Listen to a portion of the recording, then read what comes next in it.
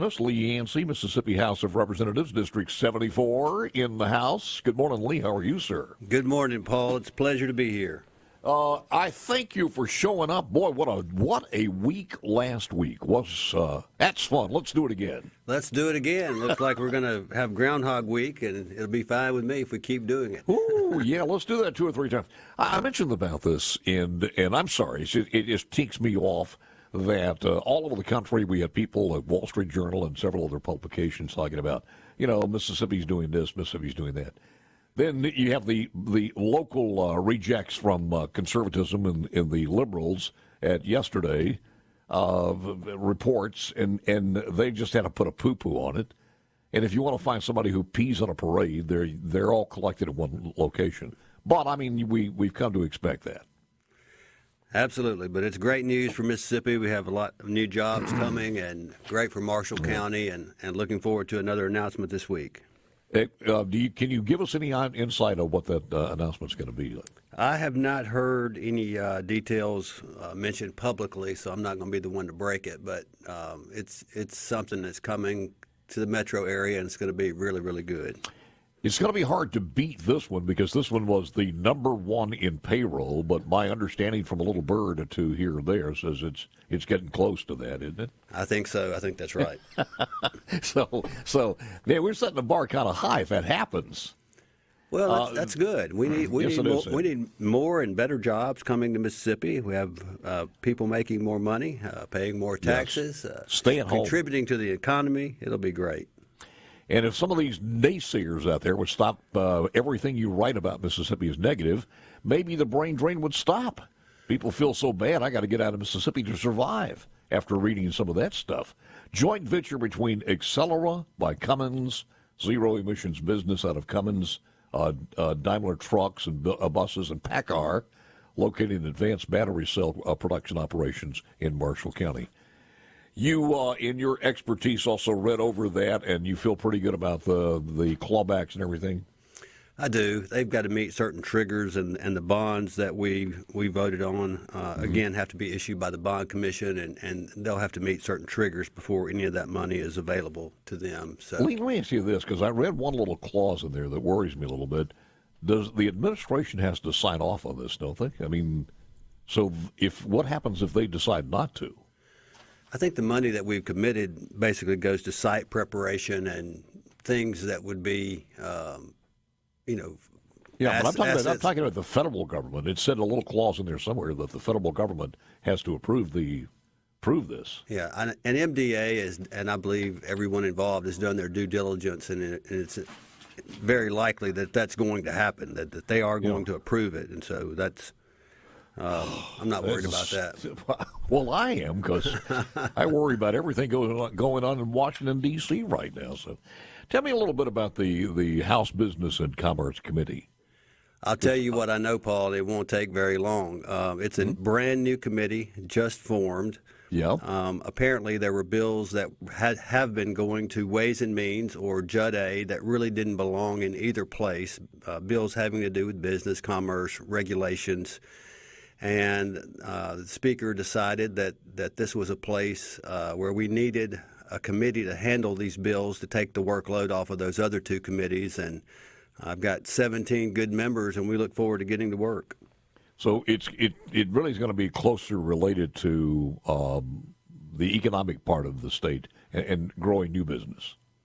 I think that's right, and also dealing with some of the associations in the state. So I was looking over the bills that have been assigned to the committee so far, and some of them deal with the minimum wage, and some of them deal with the boards of cosmetology and the board of barbering. There's some who want to combine those two boards, and so those are the kinds of things that are there right now. But I think there are any number of bills that can go to that committee.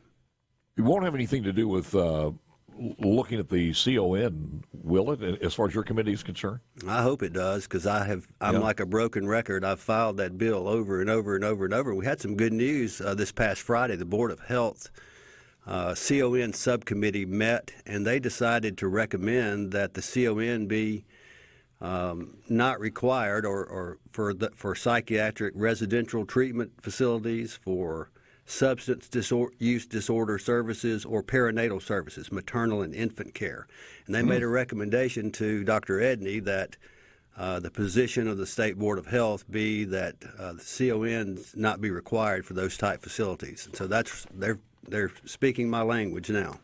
Does that have to go into a bill, or is that just like on the rules? Or what?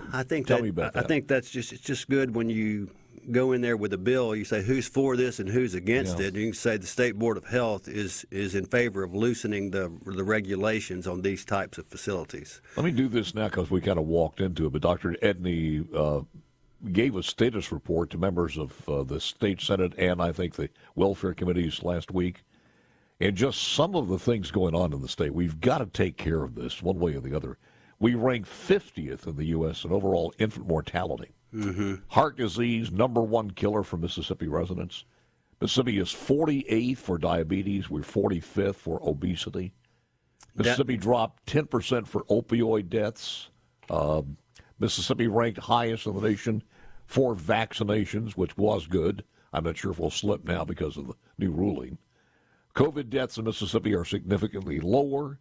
Mississippi is #4 among all states in D.C. for smoking, which I did not know. Accidents in Mississippi are trending up, while obesity, HIV, and tuberculosis rates are trending down. So we are on the right path. We just got to keep going. That's right. Doing a good job to keep those statistics before us, because having everything on the table where we can see it, no matter how ugly it is to look at, helps us to keep it in mind and start, work towards bringing those numbers down. Well, one of the things, and I know the speaker wanted to do this, is find a way to somehow in the session provide better health care at no cost to the state. And that's a heck of a combination. How do you do that? Well, that's a good question. That's a $1 billion question. You may want to phrase that in a way that's a little less broad, Paul. Yeah. I mean, let me put it this way: have better health care for those who cannot afford it at little or no cost to the taxpayers of our state. If we're talking about addressing the gap of the working poor who do not have insurance, that's an issue that is, if it were easy, it would have already been done. There are lots of people who are looking at that right now, and I'm one of those people, and the business community is looking at it, and we're trying to figure out a way, that would be palatable to everyone to get those funds for those folks and cover them at the same time, not putting our state in a position to get in a bind over it. And if the providers or the MCOs or the hospital association were to provide that initial $100 million to draw down that $900 million, and the state were never on the hook for any of that, and if Washington, D.C. stopped the program, and there would be an understanding that we would stop the program and we would not be on the hook for that. Mm-hmm. There are lots of different ways to skin this cat, and but we want to make sure that we're doing the right thing. We don't want to run into something willy-nilly. I do hope somewhere in the box of options that are at least considered to look at and bring them out, dust them off, see if they have any merits at all. Because over the years, many, many years, reading about this and reading so many different articles, one of the things that seems to have some consistency of the possibility it would work is having that patient or that person who is not taking care of themselves, not taking care of their family in the right way, or just lackadaisical about it. If they had some skin in the game, we're talking about through health care accounts, we're talking about some face-to-face, we're talking about having some skin in the game. That's a wide open venue there to talk about. Sure. But it seems to me that also needs to be one of the elements to look at going forward in the state of Mississippi. Look, something we haven't tried before, and I say skin in the game, whether, if there's a benchmark or achievements, then they're rewarded. If not, they're not, and they drop out out of the system. Yeah, and I think there ought to be a copay if there's anything, Absolutely, where they have some skin in the game. And I would say anyone on private insurance now would not be able to drop that and get on the Medicaid. We'll talk more about it. We got a quick break here. Right. We'll be back in Sounds just a moment. Good. And in the big chair, Mississippi House of Representatives Chairman, House Business and Commerce Committee, a brand spanking new. The price tag is still on that thing. Committee in the House of Representatives from District 74, Rankin County, Lee Yancey. All right. Do you know anything about this solar deal? Lance and I were just talking about it. I don't know anything about it. Well, you're in the House Business and Commerce Committee. Yeah, somehow they bypassed me. They left me out of the loop, Paul, and I'm upset about it. I'm going to go straight to the Capitol and ask about it. Well, I'd find out exactly what's going on in here. No, I pulled this article from the Columbus Dispatch. We could use a little solar heat. We're having a heat wave now. It was 37 degrees when I came over here, and I was happy to see. Listen to this. Well, and I have no idea, but I'm just going to read this. And this was from a 2021 article in the Columbus Dispatch that I did some show prep research on. A 6,300-acre farm, which as a farm boy on a 100-acre farm, I would think it was pretty big. 6,300 acres. The land apparently owned by Bill Gates in Madison County could become the site of one of the nation's largest solar farms. This was back in 2021. The reason I just resurrected that is because EDP Renewables began construction of a solar farm in Madison County in 2023 between Canton and Old Highway 43 near the Deerfield subdivision, that should be.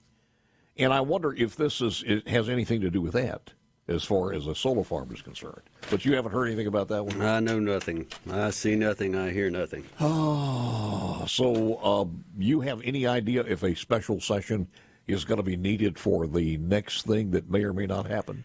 I do not know. I just heard that there was a project coming this week and have not heard any details. When you look at some of the angst of your fellow members like Robert Johnson saying the Delta is getting left out of this, how do you respond to that? I would say that the businesses who come here are looking for certain things. They're looking for access to airports and access to rail and access to interstate highways and workforce that would be available to participate in their company. And the Delta probably needs more mega sites and places to be developed. And generally, the people who come here are the ones who are dictating where they locate rather than us putting them in certain places. Bill Quirk was on with me for the first time last week. I think it was on Friday. And he made a very, very good point. Let's not overlook the fact that there are some jobs and the economic forces in our state are working on that, and they have located some jobs there. It's just not the mega ones, but anytime you can get 50, 60, 100, 200 jobs in different locations through relocation or expansion, it does count. Well, we heard, people that want to be naysayers are going to be naysayers, and we heard last week, isn't this too close to Tennessee? Isn't something that happened over in Columbus too close to Alabama? As if those areas aren't part of the state of Mississippi. People who want to find fault will always find fault, and usually when it's not someone's own idea, that sometimes they tend to find fault. I think the one coming this week is west of I-55. Not very much west, but I think it's west of I-55. Let me just say this, that they are born to pee on parade, so that's their job. I'll just leave it at that. What do you think we need to do next to catch this momentum and just drive it even more so? Is it a personal income tax? Is it the continued work? I'm sure it's a rhetorical question on workforce development, but your thoughts on taking this to the next level? Well, certainly I think completely eliminating the income tax would be something that would be attractive to any business looking to find a state in which to locate. And, we are at a competitive disadvantage against some of the other states, and yet we do win some of these projects. But we'd have an even better chance of winning if we were to eliminate the income tax. And so certainly that's on my plate, and would love to see that happen. As far as the grocery tax, I'm fine with the grocery tax going away as long as we find a way to make the municipalities and the counties whole. That's a little bit more difficult because of that, what you just mentioned, the municipalities and counties. You could just cut it in half and give them all of it. Well, what I never understood is a portion of that goes to the state and a portion goes to the municipalities. That's right. If we took the portion that went to the state and dropped it, it would immediately drop grocery prices how much, or grocery tax how much? I think that on a 7% sales tax, about 1.5% is what goes to the cities and counties. It's 18% of the 7%. So if we were to, we could drop it from 7% to 2 or 3%, and send all that money to the cities and counties, and make them whole. They wouldn't feel an effect from this at all if we just dropped the state portion and the municipalities kept the same. Why has it never been considered? I don't know. I'm considering it. Well, do you think the initiative process is going to be coming up anytime soon? I think it is. It's coming up in the House either this week or next week. So you think it's going to come up this week? Either this week or next week is what I've been told. Give me an idea of what it will look like as far as the House compared to last year. Is it going to be a rewrite of last year's bill, or is it more in line with what the Senate wants? Well, last year it went through the Constitution Committee. I'm not sure what committee it's going to go through this year. It may go through Rules. But I would imagine it would be similar to what the House did last year. The House, help me out on this. The House wanted less signatures. The House wanted it to be reinstated the way that it was, and I think the Senate wanted additional signatures. And your thoughts on that? Well, I mean, a ballot initiative process is something that we've had for a number of years. We haven't had it the entire time we've been a state, but for a number of years we've had it. I would not want there to be any way for the Constitution to be amended by ballot initiative. That's very problematic because if the medical cannabis had been in our Constitution, we would not have been able to work on it and tweak it every year the way that we can now, and it was just not in a format that was in the best interest of the state. So any type of ballot initiative would need to be able to put laws into action, but not constitutional amendments. In the way that the House and the Senate have both drawn this up, we would still have the ballot look the same way with a competitor or a competing law would be posted also by the legislature. In other words, you would have the right to put one of your bills on there too? I think that's correct. I mean, Paul, if you go much farther on this, I'm going to be way out over my skis. But okay. I think that's what happened last time, and so you could assume that if the legislature could do something like that, they probably would. Lee Yancey. Lee, let me ask you this. Would a school choice initiative follow the rules and regulations of what you see in the House bill? Be permitted?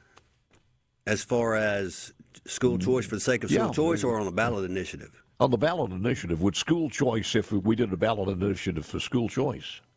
Well, the devil's in the details, Paul. And you can write a bill, you can write a ballot initiative any way you want to write it. And do you like puppies? Do you not like puppies? That could possibly end up on a ballot initiative if we had a ballot. You could get all sorts of things. You could get abortion. You could get recreational marijuana. You could get Medicaid expansion, anything on a ballot initiative. And there's not one thing that most conservative Republicans want that, there's not a real, valid reason for Republicans to put a ballot initiative into place other than we've had one in recent years. But what I'm saying, if it challenges the state constitution, then it would not be permitted. Well, that's just my opinion. I don't know how the bill is going to be written, but I would not want it to be able to amend the Constitution. Let's talk about anything else coming out of your committee, and I know it's rather young, and most of these things are just getting assigned now since we have the committee chairman, but anything else on your committee that you want to talk about? Well, we have until February 19th for bills to be dropped, and so I've mentioned the ones that are in there now. Nothing earth-shattering, but I expect other bills to be in there, and I'd love to come back at a later time and talk to you about them. Absolutely. Can you hang on for parting shots here and final thoughts? I would love some parting shots. You got all day long. It's 4 o'clock this afternoon unless you got some committee expected meetings. at least a light interrogation, and you let me down so far, Paul. I just didn't want to strain you too much. At my age and reputation, I've got to be at least cognizant of the thought that we want people to come back at least a couple of more times. Well, I've already had COVID and the flu this year, so you can't be worse than that, Paul. I promise. Thank you, sir. I appreciate that compliment. Back with more coming up this committee. Lee, there was Caleb Sailors on our SuperTalk News, one of the journalists we have. Media guy has a good article on our website. Mississippi has achieved record high graduation rates at the high school level, with dropouts on the decline in the state. It's a new report out there. The Department of Education, the state experienced an 89.4% graduation rate. That is highest. That's an all-time record, and it's higher than the national average. So in schools where we have good schools, we are doing a good job. The problem is why a lot of people are pushing for some option of any kind of school choice is specifically, as far as I'm concerned, in those underperforming, underserved, traditionally failing school districts. Isn't that fantastic that things are going in the right direction in the education realm? We've worked very hard over the last 12 years. I haven't been there all that time, but the members of the House and Senate have done a great job, and the governor to kind of turn things around. You see the Mississippi Miracle with the third grade reading scores, and just all of these metrics that are sort of turning around, and Mississippi is definitely on the rise. And I'm glad to see it. Our dropout rate has fallen, which is good news.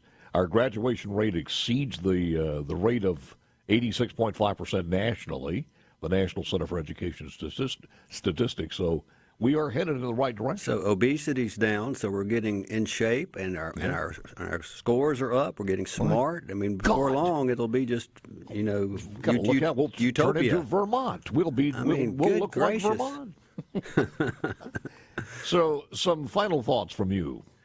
Well, I'm just humbled to be serving in Rankin County. I serve with I think one of the best delegations in the state, and we're working hard to try and make sure that our quality of life continues the way that we have it. We have good roads, and we have good schools, and we want to see those things continue. And I'm excited about the new Business and Commerce Committee to see what that brings. And there's a lot of hope there, because it's a new challenge for me. What I had the last 4 years was a very, very big challenge for me, and I'm still dealing with the medical cannabis and still dealing with intoxicating hemp regulation. And you've heard about some of those busts, and you've had some of the testers on. I think Cliff Osmond was on at one time talking about what's being sold in gas stations. I'm working very hard to get that out of the gas stations, get it regulated, get it tested.